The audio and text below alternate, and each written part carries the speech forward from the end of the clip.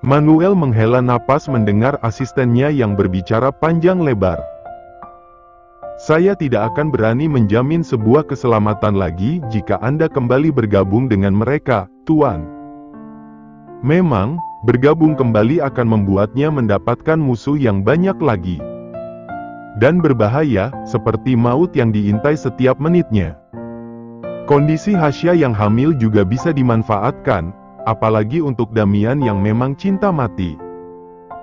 Saya mohon kepada Anda, Tuan, jangan bergabung lagi. Kita bisa mengambil pelajaran dari susahnya keluar dan memisahkan diri dari dunia gila itu. Dunia mafia memang gila, obat-obatan yang tidak Manuel lihat dan tidak dia percayai ada pun bisa ada di sana. Jika Anda bersikeras untuk bergabung lagi, maka akan semakin banyak yang harus dikorbankan. Bisa saja, itu adalah tuan muda dan nona muda. Pegangan pada pinggir kursinya mengeras, Manuel tidak akan mau mengorbankan kedua cucu kesayangannya. Blokir akses mereka untuk datang ke sini lagi, dan kirimkan surat hitam untuk menolak ajakan itu. Asistennya mengangguk mengerti, melakukan apa yang Manuel perintahkan dengan cepat. Karena dirinya juga tidak ingin kembali terlibat di dunia kamuflase seperti dunia mafia yang kejam dan tidak masuk akal. Cukup masa lalu yang menjadi pembelajaran bagi mereka, dan untuk masalah masa mendatang ini akan jauh lebih baik. Bagaimana untuk ulang tahun Damian? Asistennya mengeluarkan tab yang dia bawa kemana-mana, menunjukkan satu video yang membuat Manuel rasanya ingin memakan hidup-hidup cucunya itu. Jadi maksudmu, Hasya berbohong agar semuanya terasa aman dan aku seperti orang bodoh yang tidak tahu kelakuan mereka? Kurang lebihnya seperti itu, Tuan. Video berdurasi 15 detik itu, sungguh membuat Manuel sakit kepala dibuatnya. Dari rekaman CCTV yang jaraknya tidak terlalu jauh, berdiri dua anak manusia berbeda jenis kelamin tengah berciuman dan si pria menatap ke arah kamera CCTV dengan jari tengah terangkat. Benar-benar mengejek Manuel yang memang memantau keadaan rumah. Jangan siapkan makan malam. Kesalnya, bersedekap dada. Mirip sekali seperti wanita yang merajuk pada pacarnya. Menggaruk pelipisnya yang tidak gatal, asisten merasa menjadi manusia yang paling serba salah di dunia ini. Tapi Tuan, nona muda sedang hamil dan membutuhkan nutrisi untuk janinnya. Siapa yang peduli? Ada suaminya yang siap siaga untuk sebuah makanan. Tidak kakek ataupun cucu sama saja, keras kepala bagaikan batu. Hasya tersenyum lebar, tapi senyumannya luntur menatap meja makan yang bersih dan tidak ada orang satupun di sana. Kemana Grandpa? Tidak mungkin aku salah jam, ini memang benar waktu makan malam. Gumamnya. Kalaupun memang bukan jam makan malam, setidaknya ada buah yang teriris rapi di atas meja untuk Hasya makan, tapi sekarang mejanya benar-benar kosong. Pada kemana sih? Bingungnya, mencari satu saja maid yang bisa dia mintai penjelasan kenapa tidak ada makanan di atas meja makan. Grandpa kemana? Tanya Hasya, bertanya pada kepala maid yang baru selesai mengecek semua pintu dan jendela. Barangkali ada yang rusak atau tidak bisa dikunci. Nona muda. Menunduk sedikit, larangan menatap langsung nona muda adalah larangan yang Damian keluarkan langsung dan diumumkan di depan mereka. Bagai perintah raja, mana mungkin mereka berani menolak atau membantah. Apalagi larangan ini sangat berlaku untuk yang berjenis kelamin laki-laki. Tuan besar sedang istirahat, nona muda. Grandpa sudah makan? Tanya Hasya, karena makan malam seharusnya sudah dilaksanakan tapi meja makan masih kosong. Maafkan saya, nona muda, Tuan besar melarang kami menghidangkan makanan di atas meja makan untuk makan malam, ucapnya terpatah, meneguk kasar ludahnya sendiri karena Damian yang tiba-tiba sudah menjulang tinggi di belakang tubuh Hasya. Lanjutkan. Suara yang bagaikan berkata siap untuk menghukumnya kapanpun dia melakukan kesalahan. Tuan Besar melarang semua maid menyiapkan makanan karena marah atas kebohongan yang dilakukan nona muda. Lirihnya langsung berlutut, tubuhnya bergetar ketakutan menghadapi Manuel dan Damian adalah uji nyali paling besar yang melebihi ketakutannya pada hantu sekalipun. Maafkan saya, Tuan Muda, saya tidak berani melawan perintah Tuan Besar. Nona Muda, saya mohon ampunan atas perkataan saya. Damian menghela napas, membuka handphonenya dan mencari sesuatu yang bisa mereka makan untuk malam ini. Pergi. Kesal Damian. Hasya masih diam mematung, bahkan saat kepala maid tadi pergi dengan raut wajah ketakutannya. Kini Hasya yang merasa menjadi seorang pengecut, mengatakan iya pada Manuel tapi diam-diam menusuknya dari belakang. Aku harus apa? Sekarang Grandpa tahu kalau aku bohong sama dia perkara kita yang marahan. Damian memeluk pinggang Hasya dari belakang dengan satu tangannya lagi sibuk mengetik sesuatu. Pesona pria yang memegang satu handphone dengan satu tangan, bukan hanya wajah yang tampan tapi tampan sebadan badannya. Siap-siap, kita makan di luar. Bisiknya, mencium tengkuk istrinya mesra. Jangan salahkan Damian, salahkan nafsunya yang selalu terpancing saat berada di dekat sang istri. Bahkan mau Hasya tidur sekalipun dengan selimut tebalnya, Damian selalu saja bisa bernafsu. Sayang, Grandpa bagaimana? Jangan hiraukan, kakek tua itu sedang mencoba mencuri perhatianmu dariku. Menangkup wajah istrinya, Damian menggeleng. Dia tidak mau Hasya datang ke kamar Manuel hanya untuk meminta maaf. Kakek tua itu juga akalnya banyak sekali hanya untuk membuatnya terbakar api cemburu. Ayo, aku bantu pilihkan pakaian hangat untukmu. Hasya menurut. Mereka kembali ke kamar mereka untuk mengganti pakaian. Tapi Grandpa, sayang, ucap Damian, menyuruh Hasya untuk tidak lagi mengungkit Manuel si raja drama. Efek keserakahannya, sekarang Manuel malah mencari muka sana-sini. Dan posisi empuk ada pada istrinya yang paling mudah merasa kasihan dan merasa terbebani. Tiba-tiba, berak. Hasya tersentak kaget dengan gebrakan meja yang Manuel lakukan, kagetnya tentu membuat Damian yang ada di sampingnya ikut emosi. Diam, ucapnya, saat Damian akan bersuara. Tidak tahu diri kalian ini. Oke, sudah cukup. Damian mengelus kepala istrinya lembut, tersenyum tipis pada wajah pucat yang benci dia lihat. Kamu keluar sebentar ya. Langsung ke kamar dan kunci pintunya. Tapi, nurut ya sayang, ucap Damian. Hasya melirik takut pada Manuel yang emosi, terpaksa dia melangkah keluar dari kamar Manuel dengan hati bergetar ketakutan akan kemarahannya. Setelah memastikan istrinya keluar dari kamar ini, Damian bersedekap dada. Menatap angkuh sosok Manuel yang duduk di atas ranjangnya dan mengeluarkan kata-kata keras tadi. Bagaimana akting tadi? Bagus kan? Damian mendengus kesal, tidak peduli sopan santun. Dia menamparkan Manuel yang begitu santai bertanya soal kualitas dramanya yang setan itu. Bukannya marah, Manuel malah tertawa keras. Dari tamparan ini sudah ketahuan kalau aktingnya tadi bagus luar biasa. Istrinya tengah hamil, dan dengan kurang ajarnya Grandpa membentaknya dan mengatakan tidak tahu diri. Kakek tua sialan. Manuel berdecak, keluar dari selimut tebalnya dan melangkah mengambil minuman yang dia sembunyikan di lemari kecil samping tempat tidurnya. Kalian akan pindah kapan?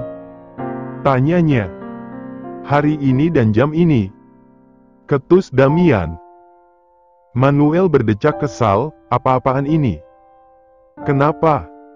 Merasa marah? Tantangnya, tersenyum penuh kemenangan. Dengar Damian.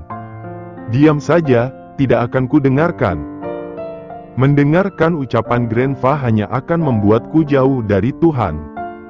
Manuel melotot, dikiranya dia setan yang menghasut manusia atau apa. Sudah kutemukan apartemen yang bagus untukku dan Hasya tinggali, jadi diamlah di mansionmu ini. Jangan sampai mati tanpa diketahui orang lain. Meski terkesan kejam, tapi kata-kata Damian tadi memiliki makna dalam.